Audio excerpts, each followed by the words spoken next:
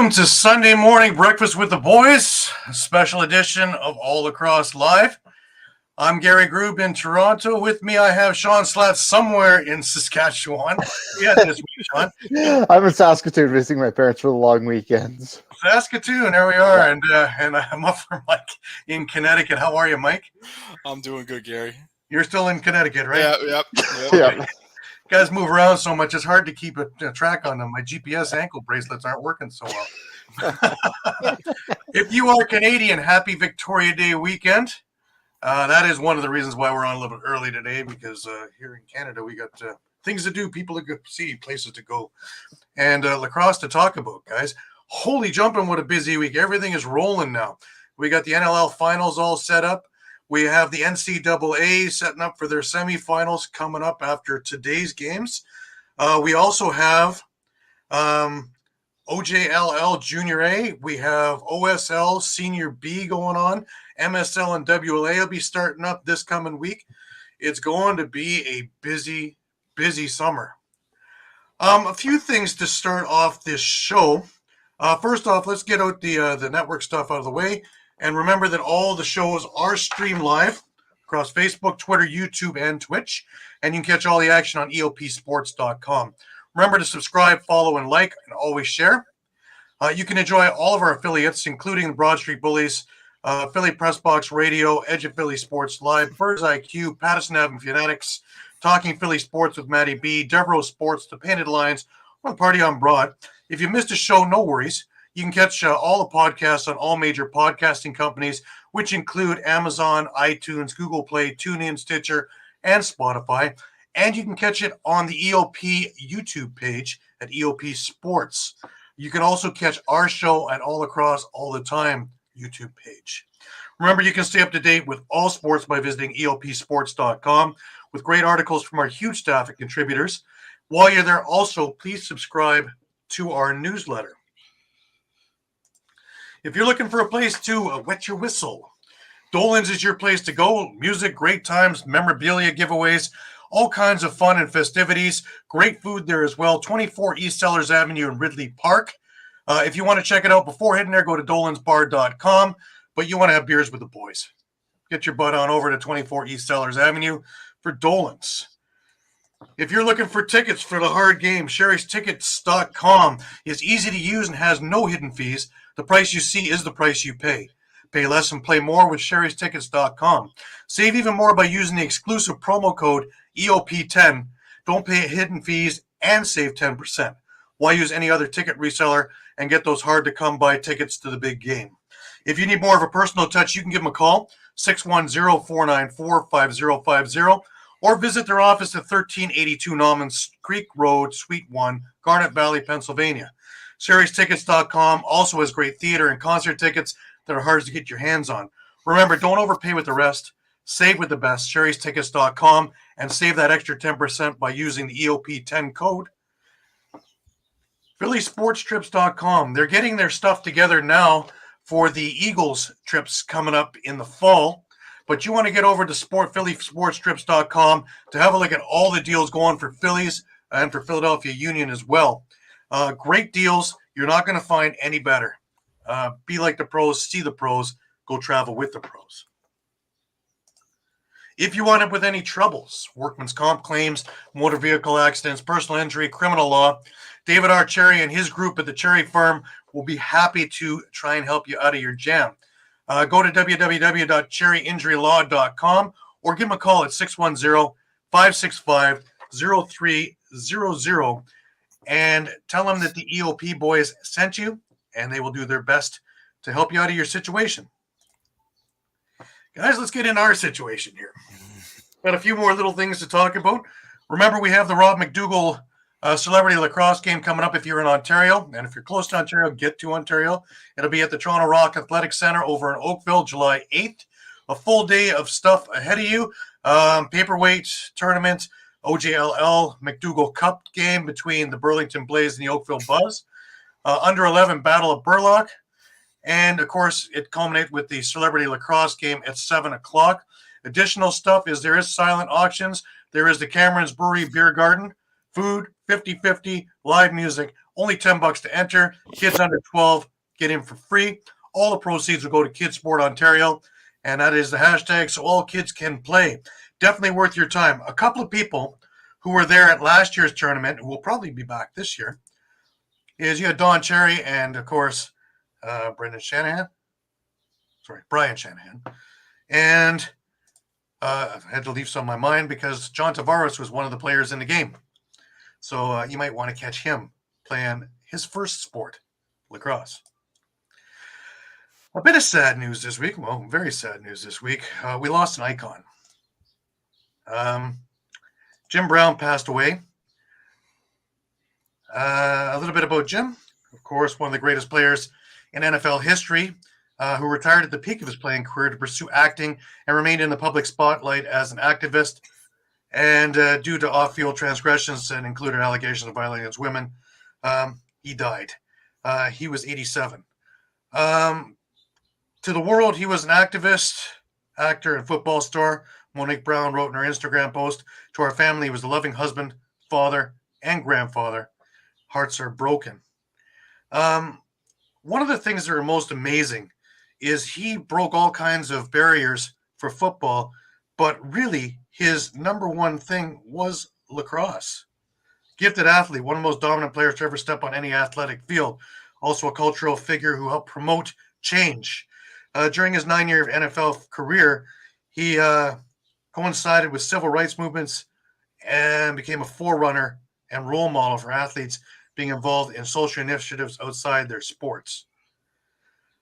We are lucky enough to catch a little glimpse here. I wanted to share this with you. Jim Brown was able to talk to the players at the PLL All-Star game last year. And let's have a little look at that.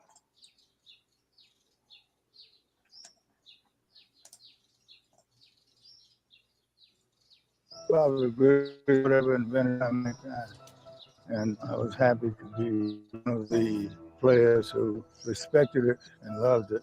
I understood that in order to be a great lacrosse player, you had to master the stick.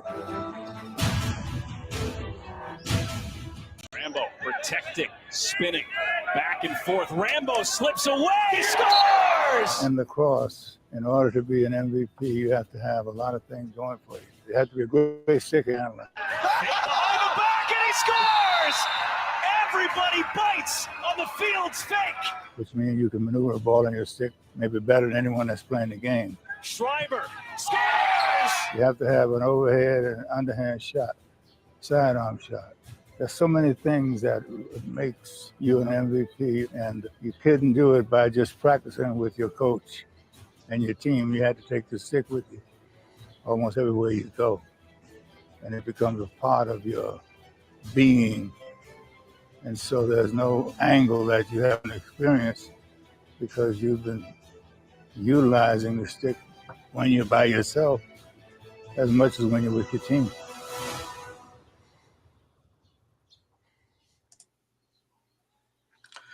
Pretty awesome stuff. I want to thank the PLL for putting that up on their Twitter, and I want to thank Sportsnet for putting that article up about Jim Brown.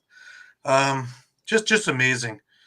For him to go out on top is something that most guys don't do, and thank God that he was able to do that and leave such a big mark, an indelible mark, both in football and lacrosse.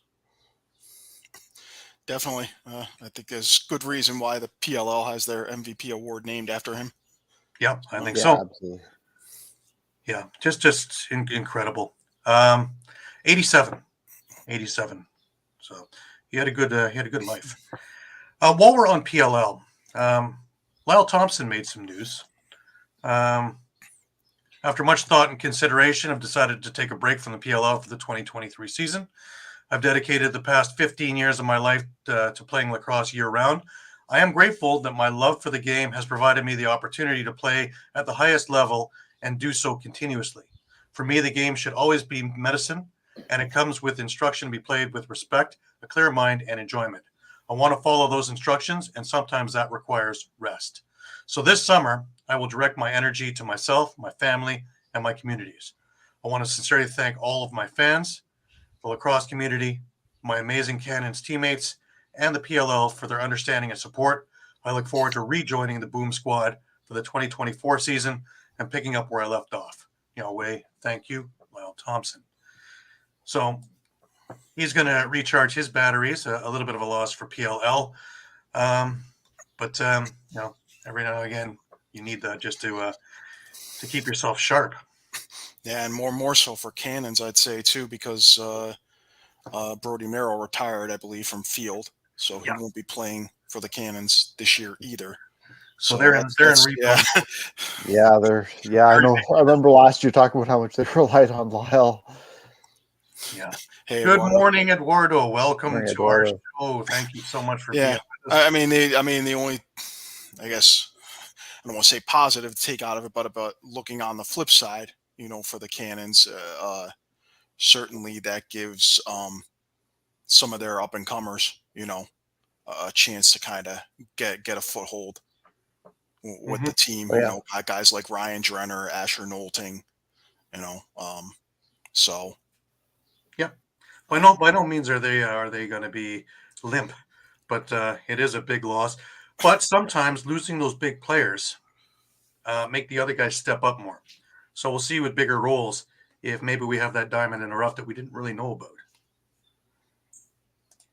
They got a ton of people from the Archers, so let's see what happens. And that's coming up in 2 weeks' time. We start off the June 6th weekend. We start off with PLL. Just to continue along with a few of our little things here, the NCAA, they have been rolling along there, and they're coming to, of course, a Memorial Day weekend with their big culmination of finals. We had Duke, number one Duke, who finished off that memorable Michigan Cinderella season by beating them what did they won by a couple, right? 15-8. Virginia beat Georgetown. And so we're waiting on a couple of games today. Penn State is going to play Army at noon.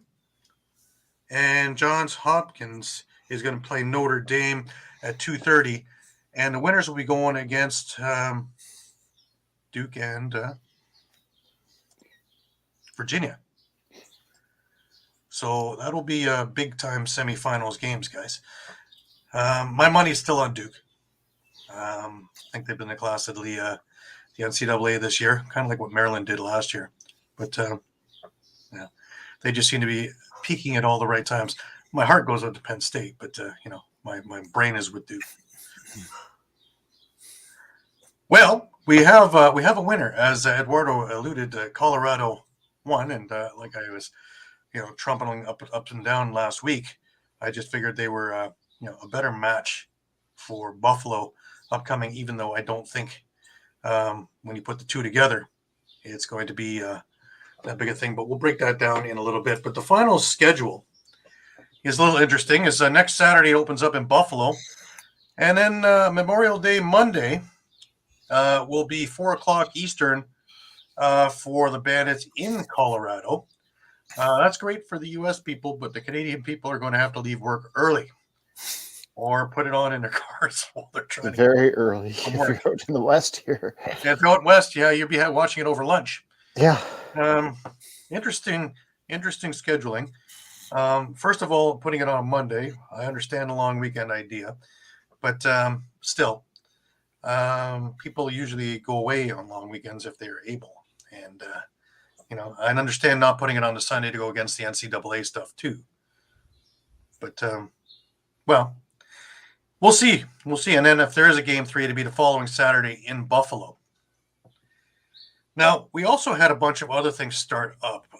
The Ontario Series Lacrosse, the Senior B, they started up, and they've been going for about a week and a half, and they sent me the schedule to share with you guys for upcoming. The May 20th game, that's already happened, obviously, and that was an overtime game of all things, believe it or not. And with that, you had the Owen Sound North Stars beating the Brooklyn Merchants 12-11 in overtime. Jake McNabb, 3 goals, 4 assists. Tanner Buck, 3 goals, 3 assists, and Pat Saunders, 2 goals, 3 assists for Owen Sound. For the Merchants, the Pfeiffer brothers were hard at it, both with a goal and 5 assists each. Daniel May had 5 assists. Zach Kerrigan, 4 goals and 3 assists in the losing cause, but a hell of a game at 12-11. Upcoming this week, you've got the Six Nations team against Brooklyn. You have the Ennisville James gang playing over in the Robert E. Young Recreation Complex. You've got Six Nations going against Owen Sound as well at the Harry Lumley Bayshore Community Center and Owen Sound as well. So if you're in those areas, you're going to want to check them out. Also, the OJLL got themselves rolling. And a good week of games, I'm telling you guys. Right away, you have the Oakville Buzz, which, by the way, have the other 2 of Jamie Dawick's sons playing for them. They've jumped out to a 2-0 record, both winning close games. They beat the Six Nations Arrows 6-3 over on May 17th, and they won last night. They beat Brampton 8-6. So both very, very low-scoring, good defensive battles. The other team that jumped out to a 2-0 record was the Mimico Mountaineers. They beat Kitchener over on the 17th, 11-9, but they also beat the Peterborough Lakers last night, 11-7. A couple of other scores that were in there. Toronto Beaches beat the defending champion Whitby Warriors 11-9. Whitby came back 2 days later and beat the Toronto Beaches 9-3. Upcoming today, you have Kitchener at Burlington and the Orangeville Northmen to play against the Toronto Beaches. Now, we talked briefly about the Minto Cup champion Whitby Warriors. Their ring came out this week, and a beauty it is. There it is. Gorgeous little Nice. ring. Eh? Yeah. Nice.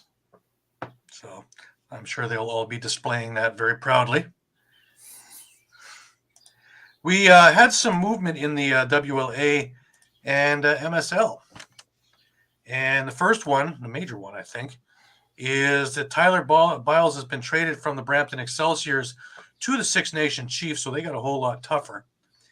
In return, the Excelsiors got Jeremy Searle, Reed Kurtz, and Hudson Thompson, plus a 2024 first-round pick. So it's a win-win. It's a win-win. Brampton needs some players, and they got some pretty good ones to work with there. The other big one was that they got the rights from the Victoria Shamrocks of Larson Sundown. So, and of course, Shawn, after you put out that beautiful article when this happened, was just As soon as I said Larson Sundown's going to be a big part of Victoria, trade is away he went. Yeah. Off he comes back to Ontario. Now, here's an interesting one. The Coburg Kodiaks have filled out their bench because, as you know, they had a big upheaval last year because they didn't do as well as they thought they could have. And John Webb has moved some people in there. So joining defensive coordinator Mark Croak will be head coach Brandon Francis from Hawks-Sosney, who has represented the Iroquois Nationals at international championships twice, 2011 FIL World Indoor Lacrosse Championship and 2003 FIL Under-19 Men's World Lacrosse Championship. Francis' professional playing career spanned 6 NLL seasons, predominantly with the Buffalo Bandits. He was part of the 2008 NLL Championship Cup winning team and the 2012 CLA President's Cup Championship with the St. Regis Braves. From 2015 to 19, Francis coached the Hawks-Sosney Indians of the Ontario Junior B Lacrosse League. Francis brings about a level of competitiveness and credibility that our team will help us get to the next level, said John Webb. Now, if there is a bench clearing brawl, I don't give anybody on the other teams much hope. If anybody remembers Brandon Francis in the NLL, he is a bruiser. Kodiaks also added Daryl Gibson as the offensive coach. Gibson played 12 seasons in the NLL with 7 different teams, won 5 Man Cups, 2 NLL championships, and 1 Founders Cup. Currently the offensive coach of the NLL Albany Firewolves, where he has spent the past 3 seasons behind the bench. Website of Gibson, he brings over a decade of pro playing experience, has been coaching in the NLL for several seasons now. Both Gibby and Brandon will both be able to set expectations and show our younger players what it takes to be successful at the pro level. Interesting. It's a pretty eclectic group of stars and former stars to be coaches. One thing out of the WLA, Langley has taken Jake Boudreau. That's going to be a big help to the Thunder, which, God, they'd still have to be, in my eyes, one of the favorites of the WLA. 100%. Like, I like Especially- Victoria, but they didn't do much this offseason. Yeah, 100%. And Langley's made some good moves just to make themselves stronger. Just to add Kirk Milosky behind the bench, too. It's going to be big feather in their cap. Absolutely. Plus, I don't believe they lost anybody. No, so you still not have that I know of. Kobe and all the rest of the guys in there. So they should be a very, very strong team. And anchored by the goaltending of Frank Sciliano, yes? Yes. Yes. Now, Saskatchewan came out with a couple of fan awards. Clark Walters, Rookie of the Year, as voted by the Saskatchewan faithful. Marty Dinsdale is a fan favorite by the Saskatchewan fan vote. And, of course, Robert Church as the MVP. The one I got from Albany was, of course, the Workhorse Award to Ethan Walker, which makes sense. But I was just told by, was it Mike? He told me that Doug Jamieson won the MVP. Yeah, won the Alpha Award for MVP. So, Nice. And then I think one of the other winners was for leadership was Brett Manny. So makes perfect sense, doesn't it? All righty. We had a game last night, guys. we did. A fairly important game. Big one, yeah. Yeah. You know, being in the East, you know, everything revolves around, Toronto and Buffalo. But, there are other teams in the league, apparently. Yeah. Calgary and Colorado had their game 3 last night over in the sure Saddle. are. Yeah, And, I mean, this was the honestly, this was the series we expected Toronto and Buffalo to have. Yep. It really was. I can't get much more dead even than going into game 3 on alternating 1-goal victories. Mhm. So game 3 in Calgary, and Colorado was able to squeak away with a 9-7 win. These goaltenders were incredible, weren't they? Oh, Yeah. I mean, obviously, the last Colorado goal was an empty netter, but I think the real telling point here is both teams had a scoreless drought of over 26 minutes in this game. Yeah. Now we got a little highlight package first of Del Bianco, and just some of the crazy saves he made throughout this game. Williams shot 5-hole. Ooh, and Del Bianco recovers nicely. Bianco is starting to zone in. And they often say, Brad, defense wins championships, but those defense are always led by a top-tier goaltender. Inside, swim move, chin strap comes undone, still going, Williams, saved by Del Bianco. He'll give it off to Eli McLaughlin, go for a change. Eli driving, diving! Oh, and it didn't go in. Wardle steps in, hits Del Bianco right in the chest. Wardle backhander, kick save, and a Like, just incredible what this kid can do in the nets on such a consistent basis. And we'll see in the summertime that we'll be talking how he had 65 shots and 72 shots and, let in 5 goals or whatever in summer ball. And it never ends. He's just amazing. He was like that in junior. He carried that right up until the NLL and WLA. And he's continuing along, so it's by no means a fluke. This is the way he plays. He is an MVP through and through. Absolutely. I think he showed, obviously he didn't get the result he wanted, but I think when you look at this series, he certainly showed why he's a candidate for not only goaltender of the year, but MVP. Absolutely. Oh, yeah, 100%. And deservedly so. But not to be outdone, I have a little video package. Again, thank you to the NLL for these clips. And here is one of Dylan Ward last night. It inside shot. Great save, Dylan Ward. King, nice job by Eli McLaughlin on defense. Taylor drive, backhand flip. Great save, Dylan Ward denying Cook on the dive. And the Mammoth goaltender Dylan Ward was working. Colorado was skipping the ball back and forth. Had some good action on top of the crease. Had some good action from behind the net. But each time Dylan Ward was challenged, he was up to the task. Offensive players in the league last few seasons. King down the pipe. Shot. What a save by Dylan Ward. King tried to go up over the top. Far side Josh Courier. Inside Cook. Backhander save Dylan Ward.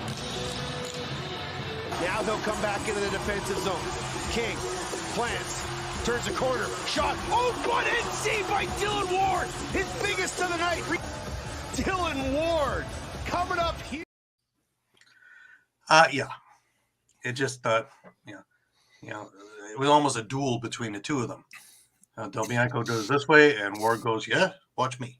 Yeah, watch me. Exactly. And it just went back and forth. Plenty of opportunities for both teams, but stoned on both ends by both goalies. Simple. That's the bottom line, bare bones of it. A couple of really cool goals. I'm always talking about Zed Williams, and what a shot he's got, and always it seems to be at the perfect opportunities. Well, I got a clip of two of his goals, and here they are. Williams around the top, gets his hands free and scores! Cornwall took one hand off the stick for a brief moment. Skips it to Ryan Lee, now Zed Williams late in the 30. Zed, long outside shot, and he scores! Oh my goodness, Zed from... And that was at the end of the shot clock, and kind of a prayer, but what a shot. And it took everybody off guard, including Del Bianco, and in it went. But that first goal, while on the move, and literally, as Teddy Jenner said, Cornwall took his hand off his stick for a second. And in that second, what a laser that just come out of that stick and found the bottom corner. Just amazing. And so consistent. Bit of a deceptive shot too, which is a great, he almost looked like he was going to go far side running that way and went opposite way, short side and in. This is an excellent shot. Now, we're got to talk about this with the goalie on the bench. It's 6-on-5. There's 20 seconds left in the game. It's a 1-goal game. Calgary has to double team the Colorado player who's got the ball, get it back, and get an opportunity. Well, we got all of that and then more. William stripped, loose ball, Cook to Pace, save Dylan Ward, and then all alone, Connor Robinson, empty net, and Colorado has a 2-goal lead late. What a save! Are you kidding me? That was incredible.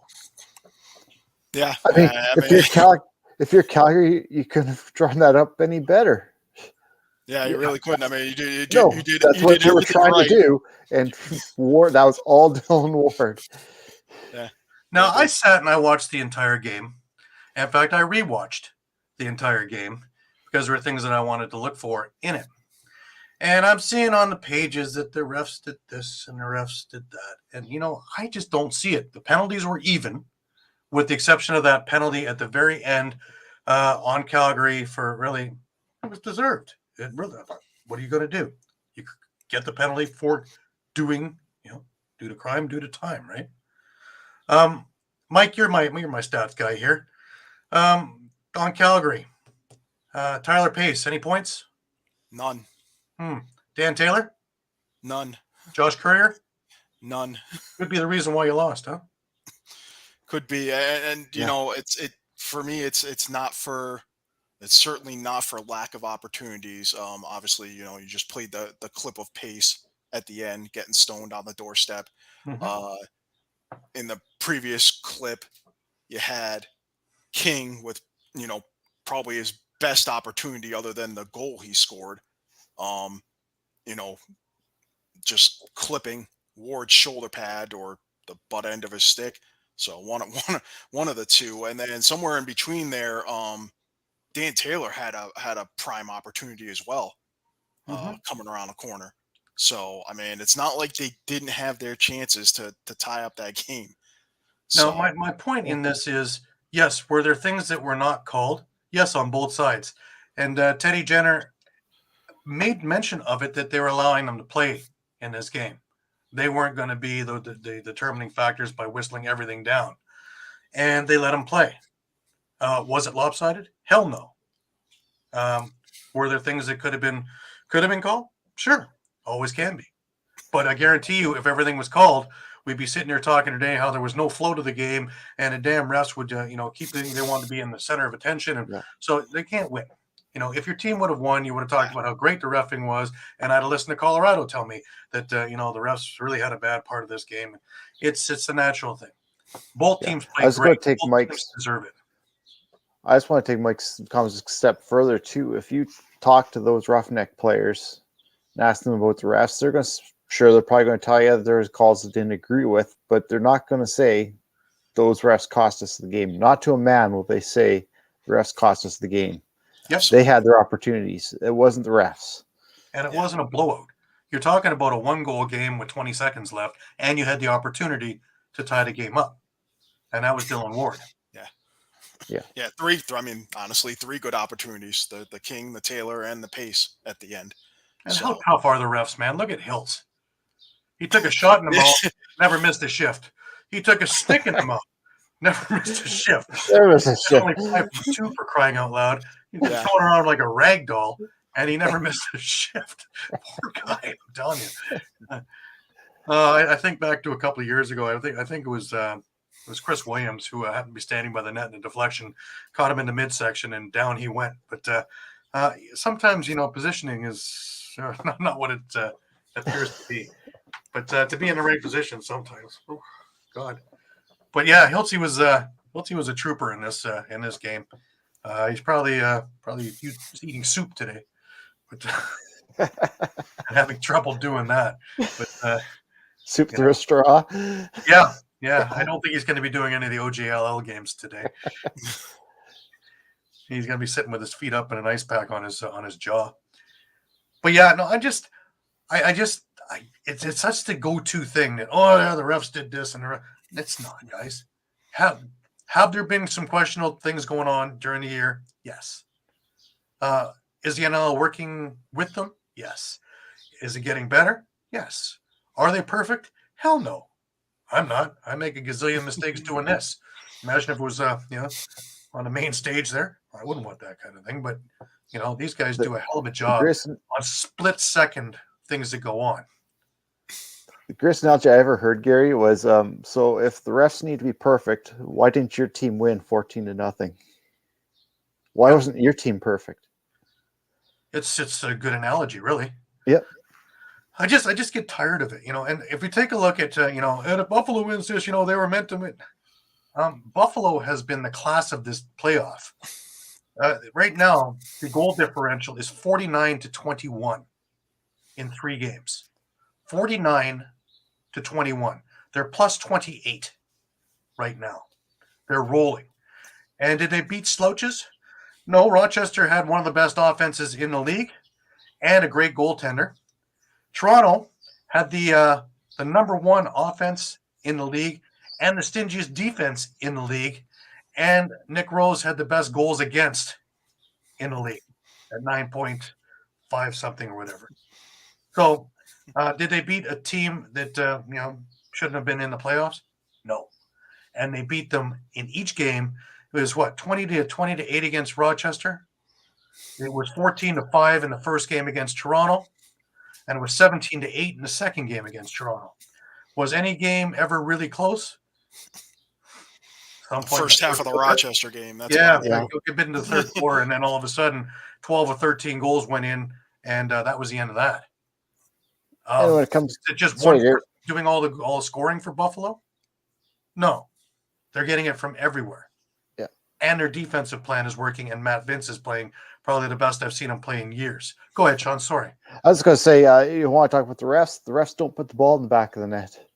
Sure, they can put the power play. Sure, they can put you on the power play, but you still have to put the ball in the net. You still have to have the talent to do that. And they're not going to give you, as you're talking about those blowouts, the rest, okay, if they give you a couple more power plays, sure, it gives you maybe 2-3 more goals. They're not giving you 15, 16 goals, right?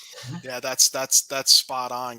Colorado was, Colorado, if Calgary fans want to complain about the imbalance in the number of power plays, Colorado went 1 for 5. Guess what? Calgary went 0 for 3. Yeah. So they had their chances too. They had their chance, they didn't capitalize, yeah. Mm-hmm. So and consider that 3 of their goals were shorthanded. Mm-hmm. So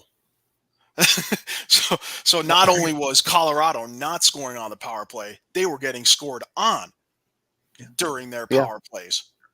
So this game could have been way more out of hand than the final score looked. Mm-hmm.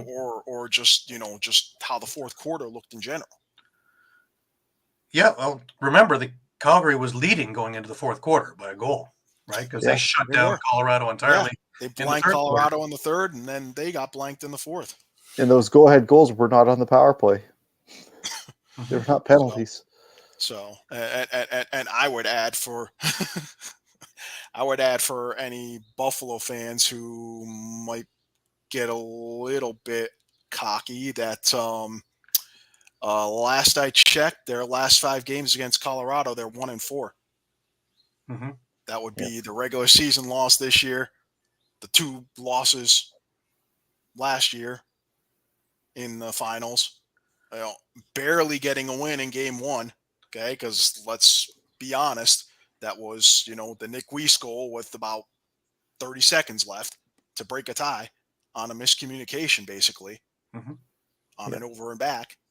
And then I believe the regular season last year was that Colorado military game where they pretty well dominated them. I think it was 15-10 or something like that, but it wasn't nearly as close as the score indicated. Right. So the other thing to remember is, Colorado went into the playoffs at 9-9, but if I remember right, some of those Rochester teams in that three-peat era went in at 500 and just kind of slid into the playoffs. One of the things that's been brought up before in hockey, and the same thing goes for lacrosse, is you have to worry about the team that just gets in fourth place in the last week of the season because they've been playing playoff ball for a month. Yep. Other teams have been clinched and kind of resting guys and doing different things and have to ramp it up again. These guys have been playing. Every game means whether they get in or not, or they're eliminated for a month. And they've had to get there, and they did. So they're ready, primed, raring to go, and there's no rust on them. So granted, Buffalo is rolling now because they had a couple of games with their entire lineup for the first time all year. And we've seen what having a fifth gear does for the Bandits too. Yeah. But, schemes, well, I think you're looking at 2 of the best coaches to have schemes. You're looking at 2 of the best goaltenders that ever put on the pads against one another. The offenses match up pretty good. Transitionally, well, I give a slight edge to Buffalo right now, but that's not to say that if Capito was in the lineup, can you imagine? Oh. Yeah. Then that would be a whitewash too. And defensively, don't rest on Colorado's defense, man. They're good. Take a look at what they did. Yeah. And without Josh Sullivan. Yeah, I would add last night. So and shout out to Brett Craig for stepping in. Absolutely. Yeah. Absolutely. And performing admirably on the defense. And he's a guy who's he's been with the team the whole year and has not seen very much playing time. Right. And came in and didn't miss a beat. Now, granted, Buffalo's defense has been probably the most underrated all year. And you saw what they did to Toronto. They absolutely shut down everyone. Everyone. Occasionally something got through, and that was from a distance. Nobody came in. Nobody came inside on nets. So I feel like that'll be a different story with Colorado when you have guys like McLaughlin and Lee and Williams and Wardle who Robinson. will Yeah. who will crash the inside. So Oh, I think we're in for a hell of a series. Yeah. So And I'm looking forward to being in the press box for game 1 and game 3 if necessary. I was going to say that's probably one of the caveats I have in this series a little bit. And you're mentioning the playoff ball is because it could probably go work two ways, actually, really, is the fact that Buffalo's been sitting, rested, getting healthy, where Colorado just got through a very grueling 3-game series against Calgary. That could play a factor. Yeah. But the one thing that is they have a week, right? Yeah. It's not like they have a game on Tuesday that they have to play. They got a week to rest up, and anybody who was out has a chance to get back in. They didn't suffer really big injuries in this one, luckily. And it looks like we're going to get the best of both teams for the opening drop next Saturday at 7 Eastern. So to put on your seatbelts, guys. It's going to be a big ride. I don't think this is over in 2. I think this is in 3. But I still lean to Buffalo. But after watching last night, I lean a little less to Buffalo. That's just my take on it. I wouldn't be surprised if Colorado went into Buffalo and stole a game.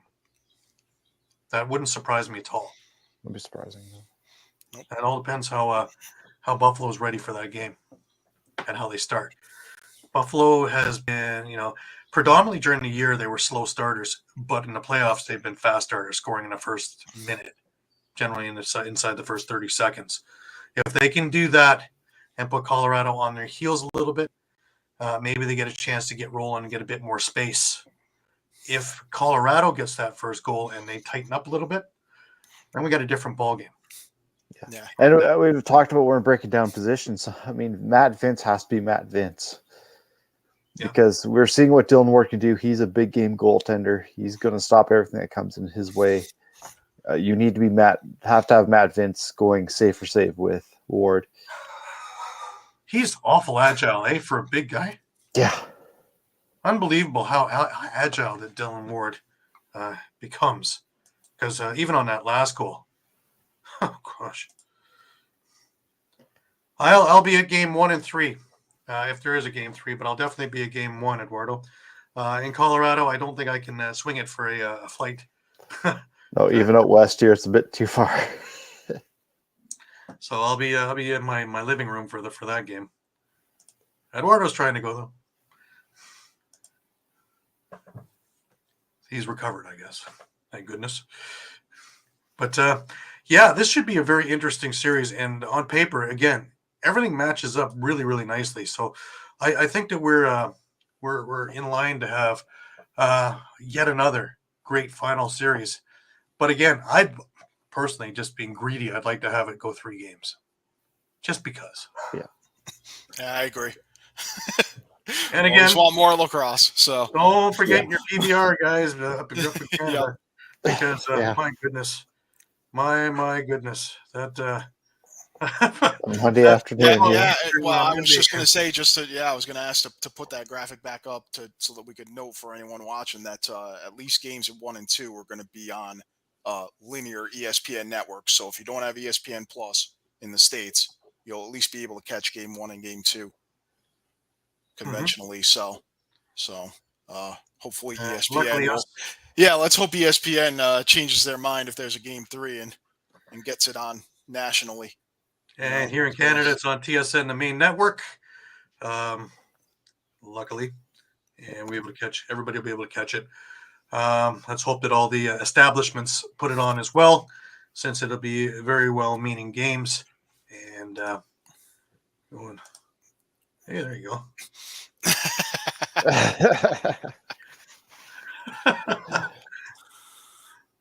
There you go, Mike. No excuses now, eh? Excellent. I have an interesting clip for us, guys. I have Rob Gronkowski talking about Bill Belichick, and we all know Bill Belichick's tie with Lacrosse, and his son also tie with Lacrosse.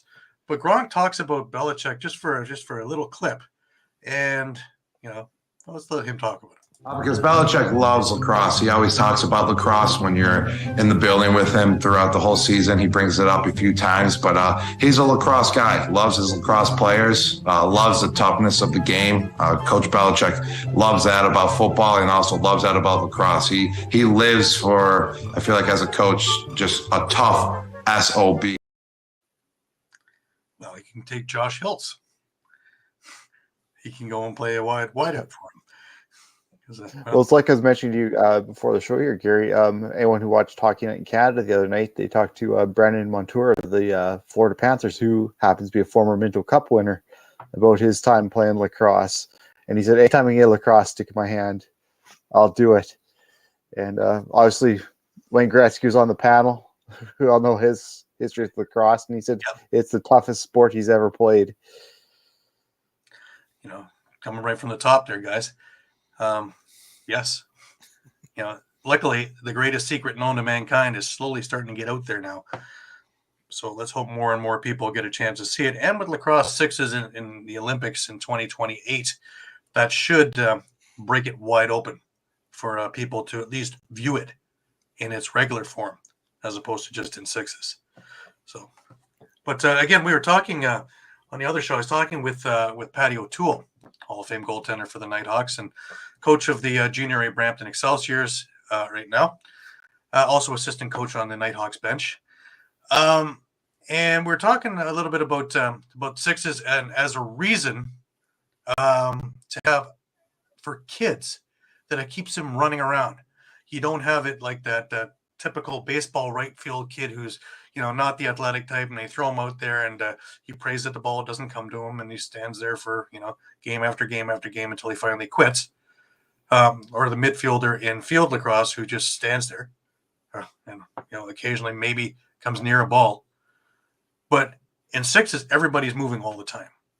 So to get kids interested in running around, if it's outdoors, is probably your best way to go right now to keep them interested. And then you can throw them in box in the, in the colder months, and inside they go and have the same idea with six and are used to inside and are used to running around and have fun running with their buddies. And, you know, that's how we develop it and keep them in the game. We also talked about the pigeonhole thing. You know, we don't want to pigeonhole kids too soon. Well, around here, I don't think that they get pigeonholed right now until at least 16, because until that, they're playing both sides of the ball. So again, that works out very well for the longevity of keeping people in the game. So I think that they're on the right track here. Mark Millen, I guess about a year and a half ago, I had him on the other show, and he was saying, yeah, you know, club-wise, we're very good. U.S. and Canada, we're very good. Guys who are going somewhere, are going to go somewhere, want to go somewhere. We're good at supporting them. We're good at programs. We're good at money. It's grassroots where we're having problems. House leagues. So the kid is not going to become a pro, but we want to keep them in the game and enjoying the game and loving the game like the rest of us do. And keep them attached so that they, you know, be a fan. Put their family in it. Put their kids in it eventually down the road. That's where we need to focus our attention on. The grassroots level, the house league levels, the ones where, you know, we're not go about getting championships. It's about go learning and having fun with the creator's game, with the medicine game, and understanding it and all the tradition and all the things around that game. Any thoughts, guys? Maybe it goes back to what I said last week too a little bit. Even if you don't have a kid in the game, go out to those minor lacrosse games. Go to those junior B games. Like, okay, maybe they're not going to make it the pros, but support them. You know, it's not going to hurt your pocketbook all that much. It's $5 out here to get to a game. Kids will love it to have fans out in the stands, and again, it's encouraging to them. And it's a lot of fun. Yeah, it really is a lot of fun. They have fun, and it rubs off in the stands. And when there's not that big competitiveness, you have even more fun because you're able to cheer and just enjoy your afternoon or your evening, depending on where you're going to be. And God knows, I say, if you're in Ontario, we listed up a bunch of these things. There's tons of it. And there's a lot of it that I haven't mentioned, who I was in contact with, just talking with, when I was talking with Sean Ferris, who's the assistant coach on Georgia, and some of the people around him. You know, there's the probably 5 or 6 people are around him. There's general manager this and that and the other. And, they all have programs, and they're all about grassroots and learning and getting things moving. And then, of course, you move up into the other big programs over in Oakville or over in Burlington or over in St. Catharines. But in the meanwhile, while they're learning, there are those programs that are there. So, I saw a number of different things of house leagues that are looking for things. And, it's perfect. We're a bit further. Just a bit. Just a little bit. Yeah, but if you're looking at some of the other, exactly, for something affordable for $5 or $10, when in this city in Toronto, if you're going to pay $400 for a Leaf ticket, how many minor league lacrosse games is that? Whole season, first entire season. You bring the whole family out there and have fun for an evening. Even with the parking's usually free at these places, and the concessions aren't expensive, and away you go. Maybe even leave with a T-shirt or something like that, just for being there, or a pennant. But a love of the game, and you get to know some of the people, and you come back and you get to know some of the other people who are going to the games too, and it's a great little social thing. And it costs you what, 2 hours of your time? Again, you're supporting that grassroots level, supporting these kids who are playing. Mm-hmm. Yeah, well, we're trying to avoid the heckling and the blasting when they're kids, Yeah. But you get the idea. But well, that's even worse. We don't want to have it. Then we might have to worry about the biasness. Can you imagine? Here's a Pee-wee game that's we worry about it being shady a little bit.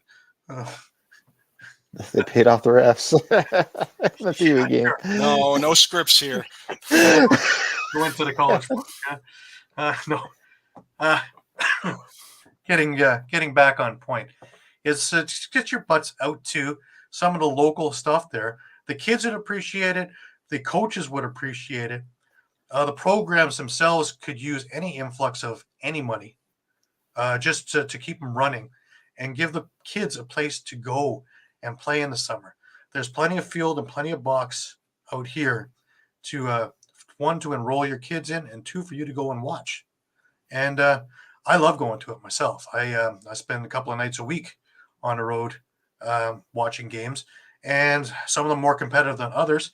And it really is a blast. And I really attribute my summers to that.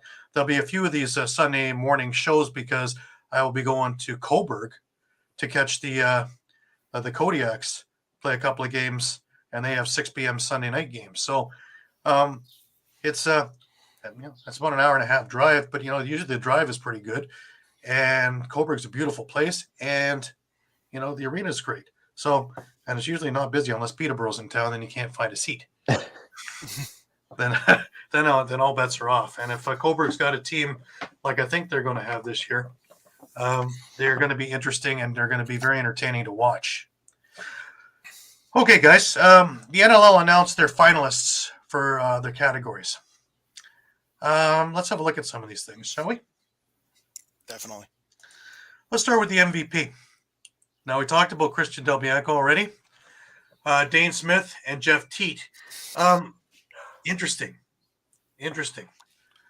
Remember, it's about regular season and not playoffs. And I'm going to be saying that a couple of times, I think, during this thing. Now, Dane Smith is the defending MVP from last season. My money actually goes to Jeff Teat. Shawn, yeah, I'm in the same boat. You take Jeff Teat out of that lineup, the Riptides, what do they have? They don't he have is without a doubt the most valuable player on that team, without a doubt. Yep, no, I agree. Mike, what do you think? I'm gonna go with Del Bianco. Mostly I've been hearing either Smith or Del Bianco and Teat being on the outside. And I totally understand the Jeff Teat argument. I guess my concern more is I don't want this misconstrued as me thinking Smith doesn't deserve it, but All what three of I'm them deserve it. Let's not get that wrong. All three of them deserve it. absolutely, Yeah. absolutely. What I maybe have an issue with in people arguing Smith's candidacy is that they're saying he carried the Bandits through injuries and, stepped up when other guys went down. And I kind of feel like that same argument was used to argue Joe Resetarits' case last year and Right. was kind of laughed at and dismissed, because, Smith nearly broke his own points record Right. last year. I mean, he nearly did the same thing again. He basically pretty much put up almost identical numbers Sure. this year. But I kind of feel like if that's the justification for giving Smith MVP for the second year in a row, why wasn't it good enough for Resetarits last year? Mm-hmm. Yeah. Good point. So that's kind of my issue with it. Okay. Let's move on. Rookie of the Year. Brett Dobson, Jonathan Donville, Jack Hanna. Again, all three are good enough to win this award. And I wouldn't have an argument if any one of these three won the award. My personal opinion is Brett Dobson, because I think once he got himself rolling, so did Georgia. And Georgia almost did the impossible, coming from 0-7 and making the playoffs. And it came down to the last game of the season. Yeah, I mean, I have to agree with that. I think I was on the Donville train pretty much up until maybe the last month of the season, and it's kind of switched over to Dobson, just based on, I mean, what we've seen. No teams ever come from 0-7 to make the playoffs, and it went down to week 22 for Georgia. Yeah, where they could have done and that. So. he was the heart and soul as a rookie on getting that team upright. Shawn, what do you think? Yeah, I think I'm on board with you guys. I was really leaning towards Donville as well, but he did kind of taper off near the end of the season. When Brett Dobson was really given a chance, he showed up, and Jack Hanna is definitely deserving. It's hard to call him a rookie just because he does have that field experience already. Yeah. So I have to go with Dobson as well. Right. Okay, let's move to transition player. Reed Bowering, Zach Currier, Challen Rogers. I'm leading to Zach Currier on this one myself. But Reed Bowering, he was deserving of it last year and still deserving of it. And on that mess of a team, even more so. Challen Rogers spent more time on the offensive than he did in the transition thing. So I think there's other people. I would have even thought of maybe Ian McKay as opposed to Challen Rogers. This coming from a rock guy here. But I would go with Zach Currier as my thing. Eduardo thinks it's Reed Bowering. Yeah, Mike? I think I have to. Of course, Sean, go ahead. I was going to say, yeah, I could lean towards Zach Currier as well. I mean, anytime he has the ball in his hands, he's a threat to run down the field and outrun everyone on that field. Yeah, I mean, I think he's the motor, and I think the rest of the Roughnecks kind of it's almost kind of as he goes, the team goes. Could we even think of Jeff Cornwall? You could. I think the other thing that gives Currier the edge is on a team that really didn't have a face-off guy for probably half to 2/3 of the year. Mm-hmm. He stepped in. I mean, when you look at it percentage-wise, I think it comes out to like 40%. Doesn't sound very good, but something like 61 out of 154 for face-offs, I think were his numbers. Right.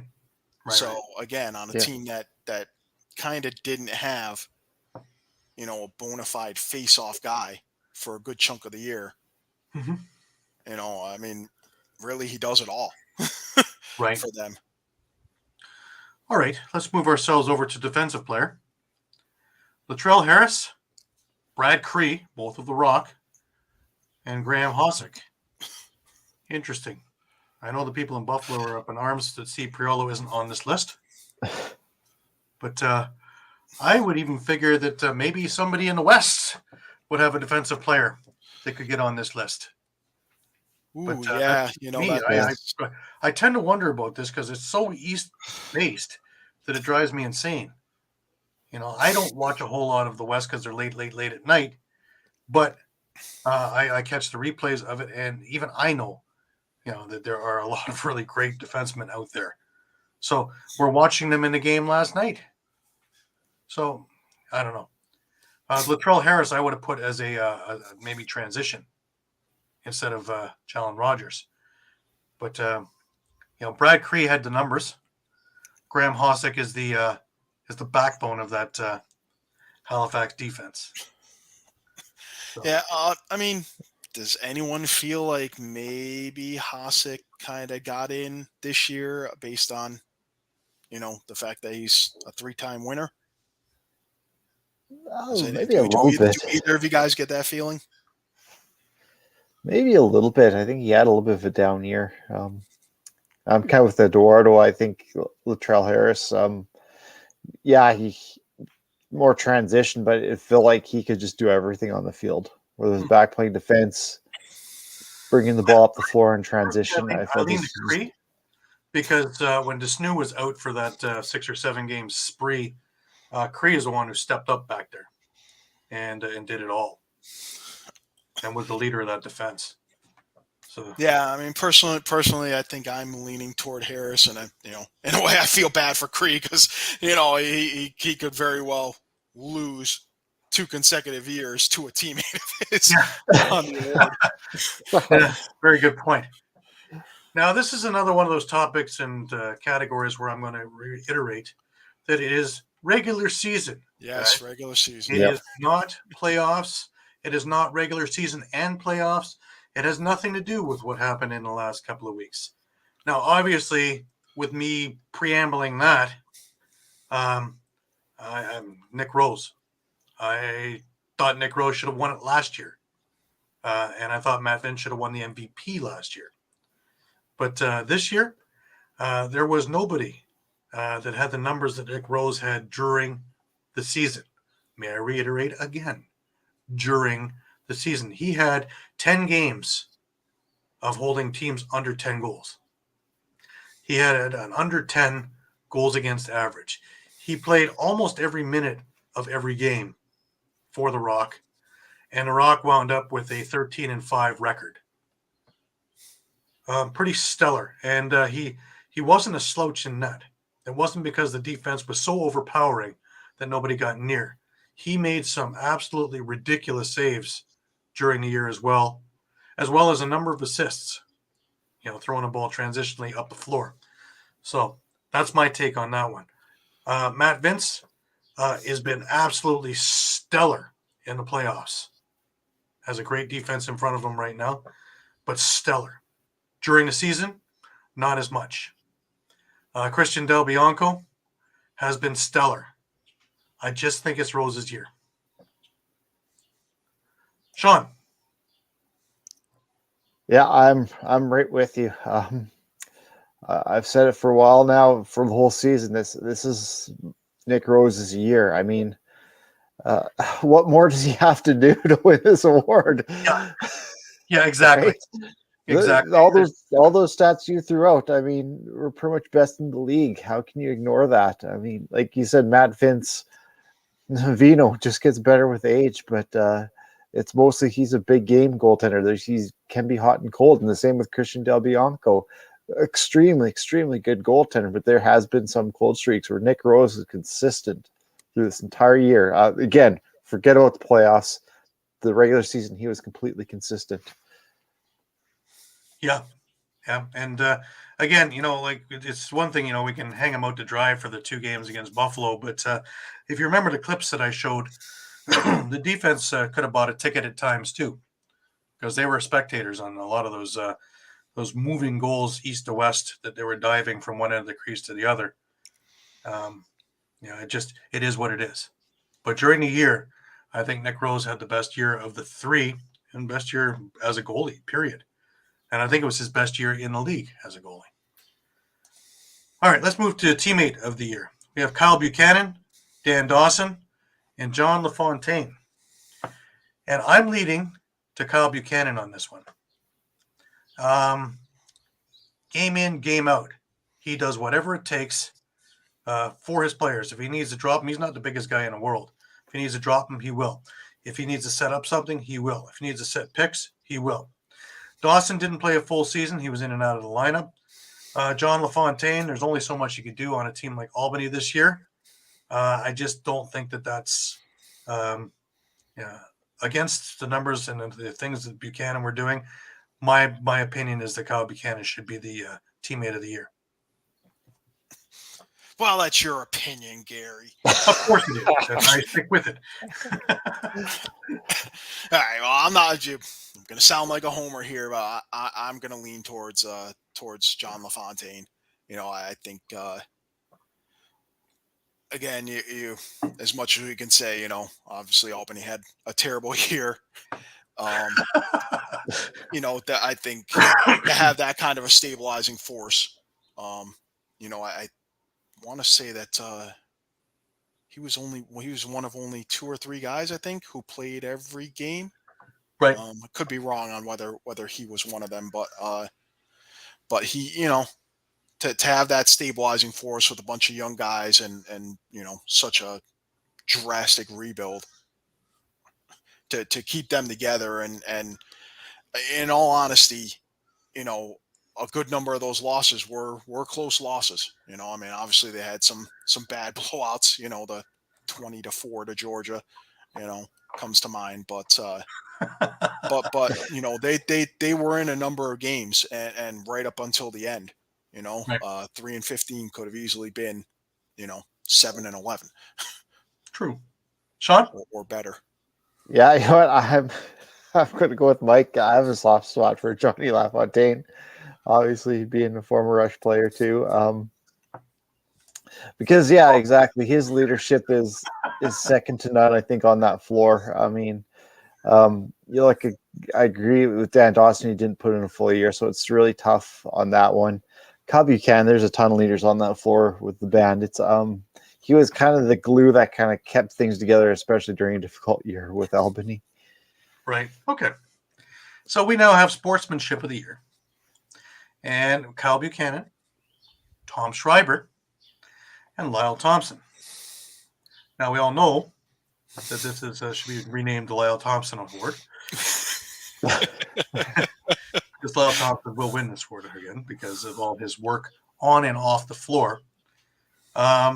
Also, does he take a penalty? Did he have a penalty this year? I can look that up. It's not something that would stand out to me in the stats. It just my vote's for Lyle, even though he's going on sabbatical for the summer. Shawn, what do you think? I have a hard time arguing against Lyle. How can you? Honestly, I don't know what else to say. Like, he's just a great ambassador for the game. Like you said, he doesn't take any penalties at all.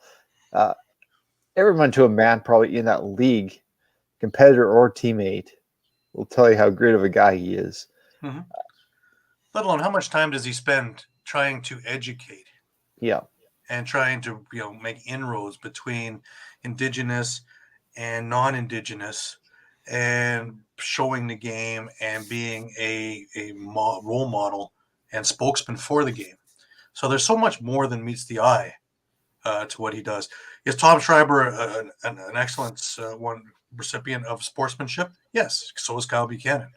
Both are spectacular players. Both are role models.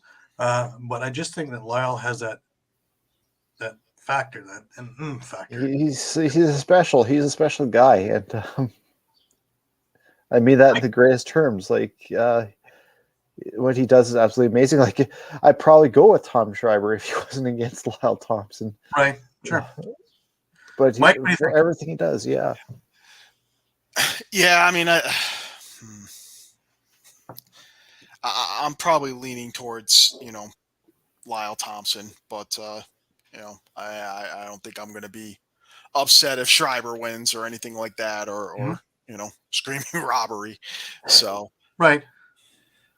You watch sometime down the road, the coaches thing is the Les Bartley Award, and somewhere down the road after he's retired, this will become the Lyle Thompson Sportsmanship Award. I have no doubt in my mind that's what's going to happen. You heard it here, folks. All right, let's go to coaches. This one's a difficult one. Mike Hazen in Rochester, Tracy Kelusky over in Panther City, and Kurt Milosky in Calgary. Any one of these guys, I would back to the hilt for winning this award.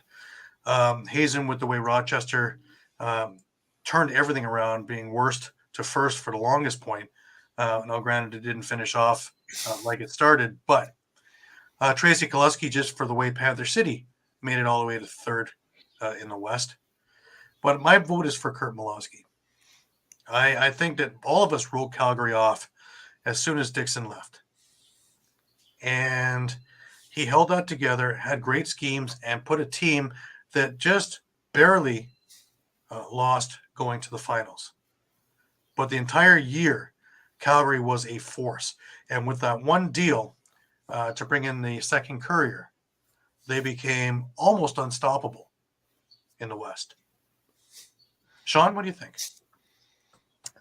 Well, I do agree with you about Kurt Milosky. I think I do have to go with Mike Hazen. While there were pieces that Milosky still had to work with, did we even think before the season that Rochester had any shot or any hope whatsoever? Right.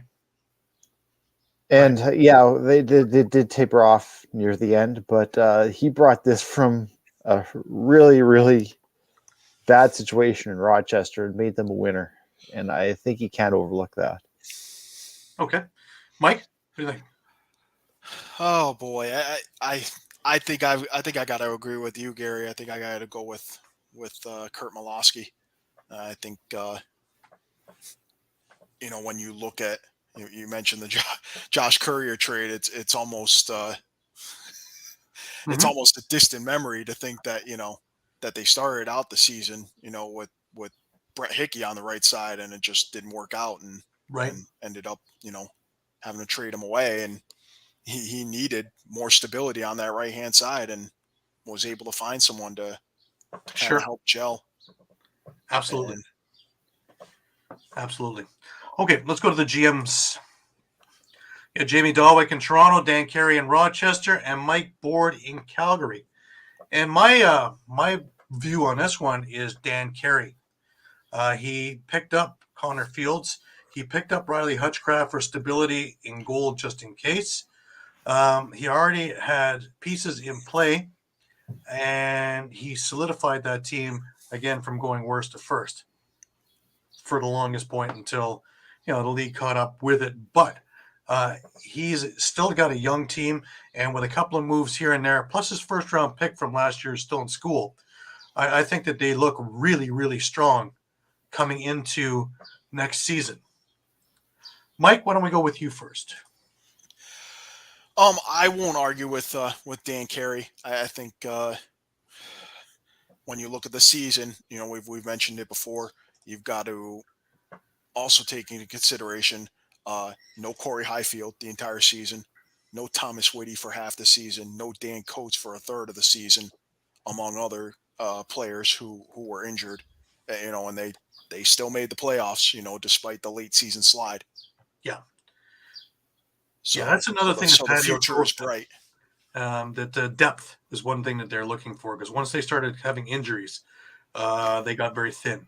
So that's something that Dan Carey will have to look at this upcoming draft, is depth in these positions, transition especially, and defense. Shawn, what do you think?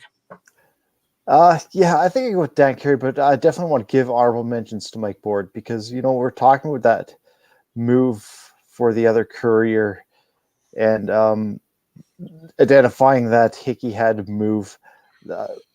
That's on the GM. That's not on the coach to make those moves. So that's where why I would maybe lean towards maybe Mike Board a little bit towards a GM over the year versus Klosky as coach of the year. It's not the coach that makes those moves. That's the GM who makes those moves and puts together that roster. Right. Yeah, yeah. I was gonna say that's a good point. Because the last couple of years, I know Shawn this year and myself last year, in our Outlook articles for Calgary, made note, and I don't want to say we criticized, but we kind of made it a point to point out that a lot of the personnel moves that they made were very minimalistic. Mm-hmm. And not necessarily going after the biggest name on the market or trying to make some sort of a splash. And Right. here we are talking about last year, they went from 3-6 and we thought they weren't going to make the playoffs to, West, the playoffs in the West. And then this year, thinking, okay, after Dixon leaves, they're going to be, Done. at the bottom of the division. And Mm-hmm. there they were, just mere minutes from making the NLL finals themselves. Right. But then I was going to say that's maybe the argument you can make against Boer is the fact that he couldn't get those big names re-signed. He had to kind of start over. So that's maybe where you kind of go on the negative side on him a little bit. Maybe why I'm leaning a little bit more towards Kerry as the GM of the year is the fact that the board couldn't lock up those guys. Right. But he made do with what he had and was able to move around those pieces to put a winner on the floor. Okay. Let's move on. We'll go to the NLL Executive of the Year. And we have Melissa Blades of Calgary, Mark Fine of the Desert Dogs, and Matt Hutchings of Colorado. It's a tough one. I actually like Mark Fine of the Desert Dogs for this one because in concert with Sean Williams, they took an expansion team that really shouldn't have had a business of doing anything. And this became quite the viable organization altogether. It also generated a lot of interest outside that got more notable names and people in the arena as the season went along. So it gathered a lot of steam. So between what Mark had done and his team, I think that they made great strides in a market that a lot of us questioned if it would really work. Shawn, what do you think? Yeah, I'm right with you actually, Gary, with Mark Fine. For pretty much the exact same reasons. Yeah, we didn't really know what to expect. The Las Vegas did an amazing job marketing this team, and I know hearing from Rush fans who went down to Las Vegas for that game, Mm-hmm. the atmosphere was unbelievable. Even home away team fans were welcome. They made it an experience, and they gave people a reason to come back. Right, definitely on my bucket list of arenas I want to see. Mike, what do you think? Yeah. I was gonna bring up the same point. I think that the hospitality towards opposing fan bases, I think is it's commendable, and definitely like to see more of that going forward. Yeah, it'd be nice not to have to wear a Kevlar vest when I put on a Rock jersey somewhere else. That would be nice. All right, that leaves us with one last topic, and that is Broadcaster of the Year for the Tom Burley Award. And we have Pat Gregoire, Teddy Jenner, and Adam Levy. Me personally, I would go with Teddy Jenner. I think Teddy has done some incredible work this year. So consistent and always informative and entertaining. Pat Gregoire, I believe, is just about on the same level. But Pat won it last year. It's time for Teddy to win this thing. Teddy to win a Tommy Award. I won't argue with that. Yeah, I have a hard time not arguing with that either.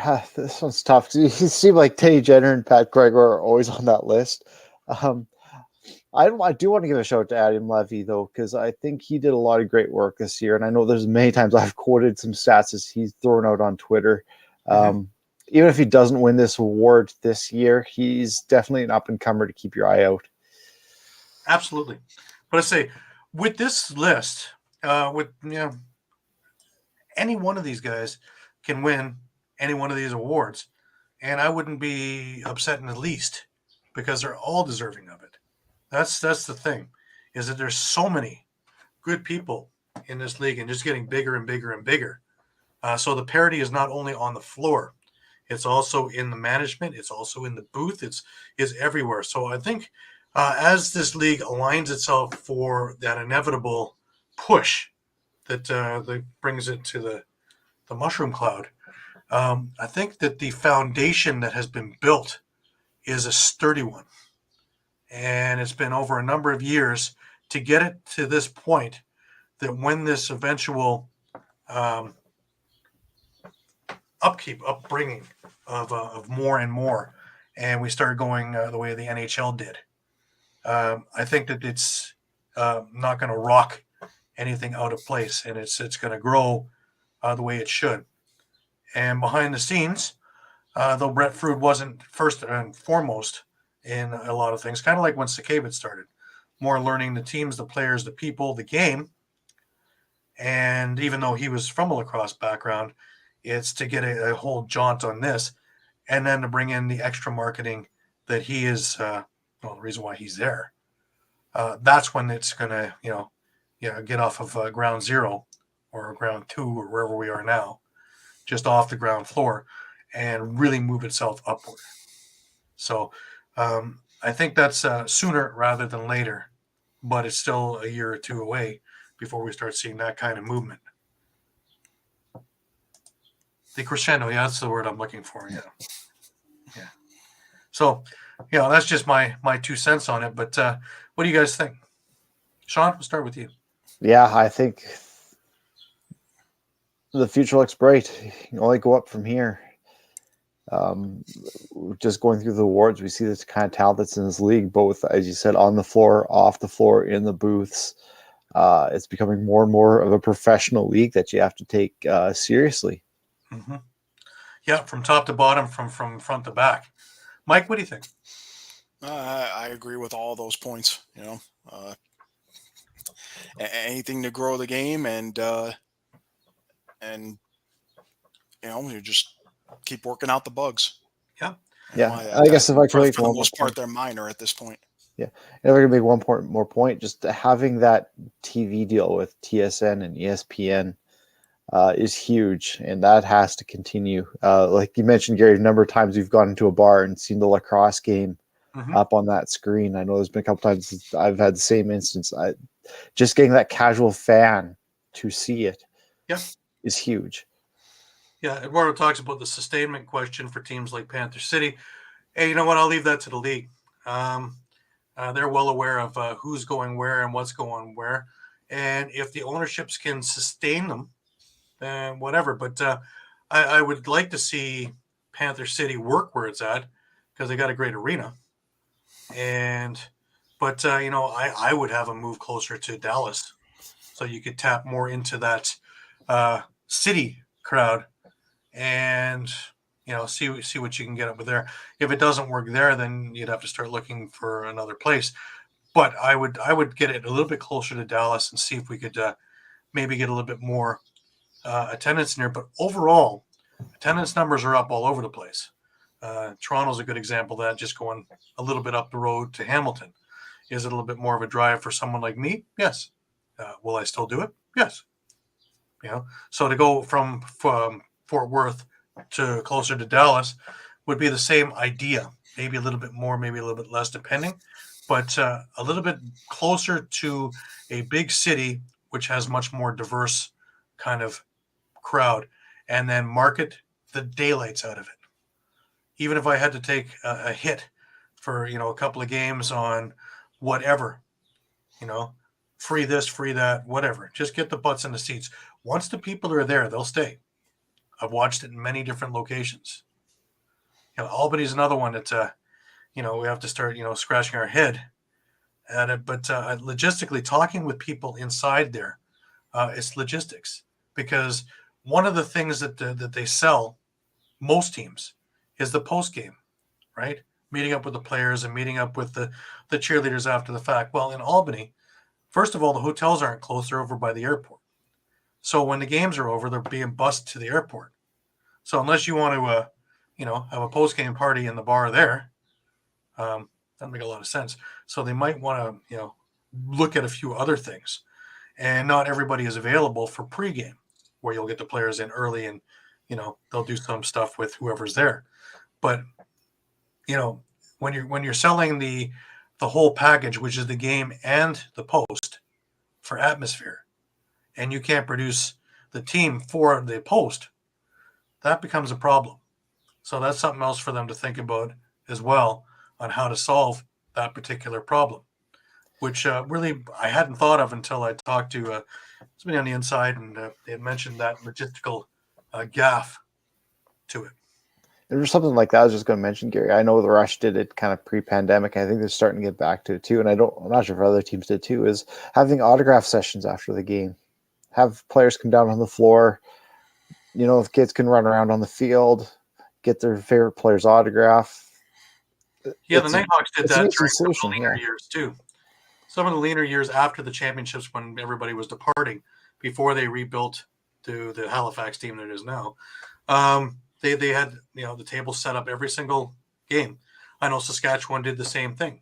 Had the tables set up after the game, and just go on down, with your arm bracelet, and if you wanted to go there, and that way they can just keep control of it a little bit, and away they went, and it works. It works. Toronto has a few things like that. They also have the post game, which is a couple of blocks away, not quite at the airport, but in the middle of winter, a couple of blocks is a cool endeavor.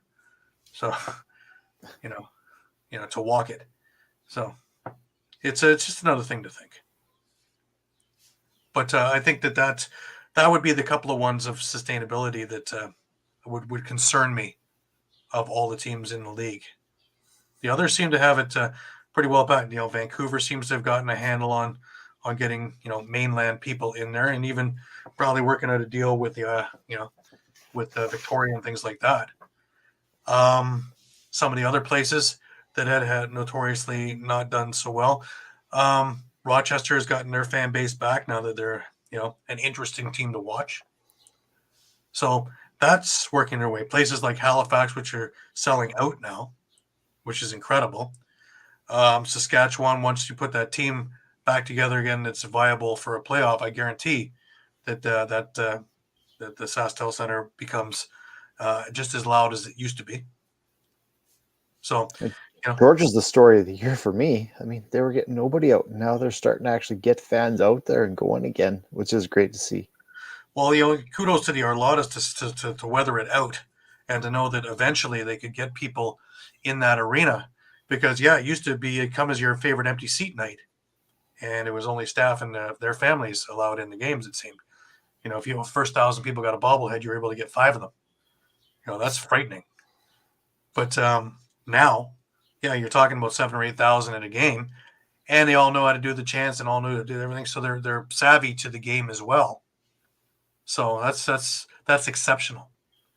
But that's also having the wherewithal, one, about the game, and two, to have the you need to have the money that you can suffer through while you're building it. Now, granted, Albany's got Oliver Marty as an owner, and I'm pretty sure if anybody can suffer through a couple of lean years is Oliver Marty. But it's to make sure that after those couple of lean years that it starts crescendoing upward. Yeah. Again, just my take.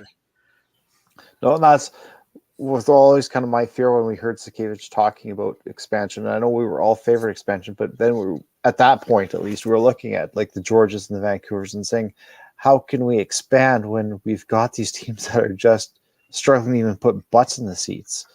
And right. So I think that's where they kind of maybe need to focus now is, okay, we've expanded quite a bit now. Maybe we need to just focus on having strong teams in place. Sure. But that's where Brett Fruit came in, and that was his first thing. On my first interview with him when we were still at the draft, he was more interested in shoring up the franchises he's got. Expansion will come, but it won't be coming very soon because there's things to do with the ones here, which is different from years past where it was just guys who wanted a team you get a team, well, a year or two in there, and all of a sudden they're looking to move it or sell it, which didn't look good on the league as a stable league when they couldn't keep their franchises.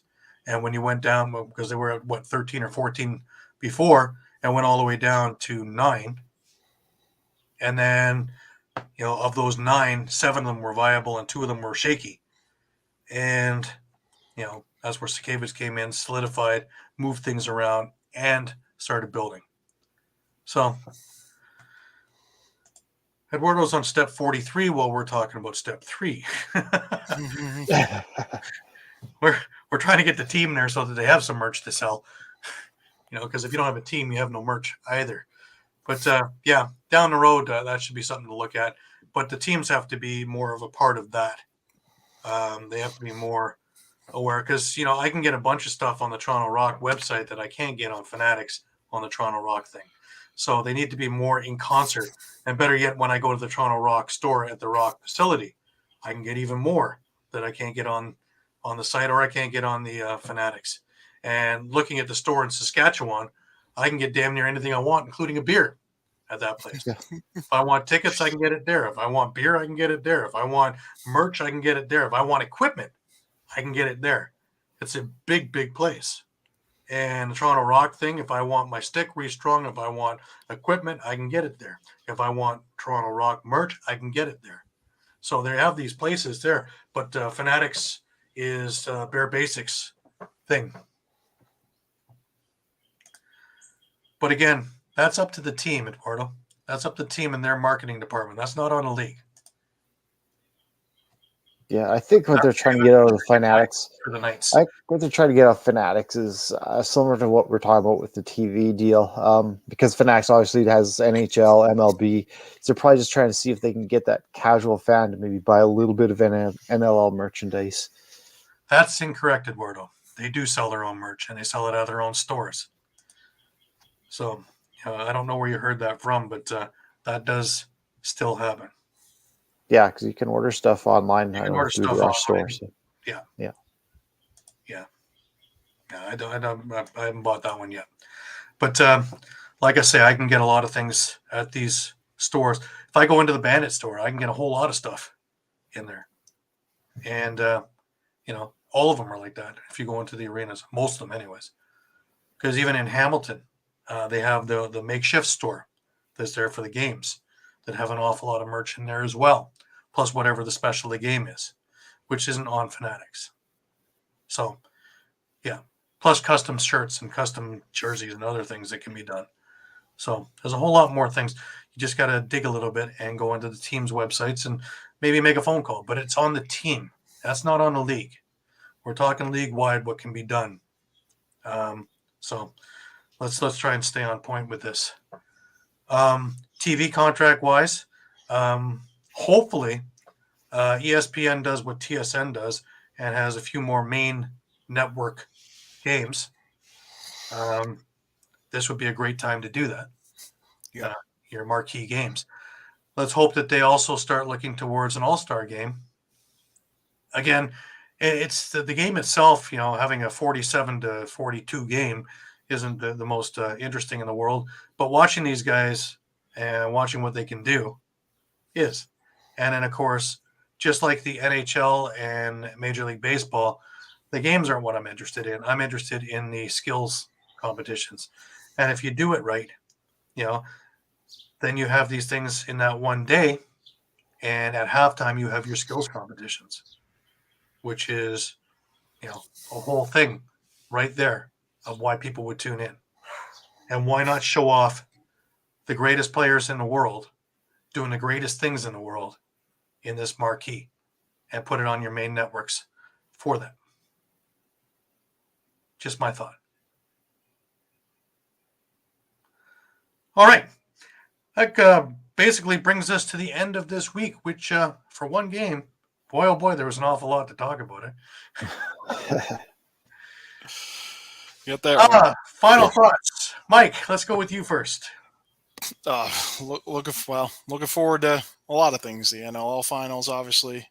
Next weekend's going to be crazy. Start of the MSL and WLA seasons, which I'll be helping Shawn out with some WLA stuff, and then start a PLO and all the senior and junior circuits in the summer. Absolutely. Shawn? Yeah, same here. Yeah, really looking forward to this final. It's going to be a good one, the NLL, and then busy week to start up the WLA. Absolutely. 2 rounds you can for sure, no problem. But I'll be up in the press box, so I'll have to meet up with you down in the concourse. So you have to let me know where you are. Me personally, I can't wait for the MSL season to start. I'm going to make a couple of trips out to some of the Ontario Series Lacrosse Senior B stuff as well. So my car will get an awful lot of miles on it this summer. The junior already, I sat there, I watched the Brampton game yesterday in Oakville. Fantastic. Absolutely fantastic lacrosse to watch. And if you go on to the OJLL site or OntarioJuniorLacrosse.com, you can see what games are on. JVI is doing it again.